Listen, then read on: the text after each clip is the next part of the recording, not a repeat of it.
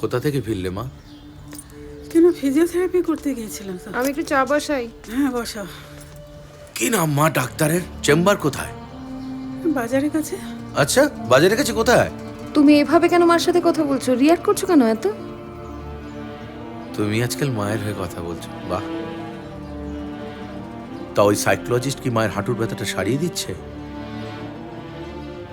মা তোমাকে পাগলের ডাক্তারের কাছে নিয়ে গেছিল, তোমাকে ব্ল্যাকমেইল করেছে। খোকন, তুমি তুই থাম, তুই থাম। মা, আমি কেন থামবো মা? বাবা মারা যাবার পর আমি এই বাড়ির রানিং মেম্বার। আমার পয়সায় তোমরা খাও, আর আমি এই জিনিসটাই থেমে যাবো? তোমাকে পাগল বানাচ্ছে মা। তোমার মধ্যে তো কোনো পাগলের লক্ষণ আমি দেখছি না। তুমি কিন্তু লিমিট ক্রস করছো। এই, তুমি কোনো লিমিটের কথা বলবে না। খোকন, বলবে না কোনো লিমিটের কথা। তুমি আমার পয়সায় খাও, আমার বাড়িতে থাকো, সুতরাং আমাকে না জানিয়ে কোনো কিছু করার হলে রাস্তা খোলা আছে, বেরিয়ে যেতে পারো। কি করছিস তুই? কি বলছিস তুই ওকে? আমি কি মরে গেছি খোকন? আমি কি মরে গেছি? আমি বেঁচে আছি তো, আমি তো বেঁচে আছি। চলে যা, যাও।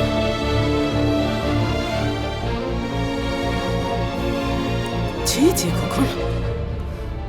দিদি ভাই, কোথায় তুমি? কোথায়? এসো, এসো।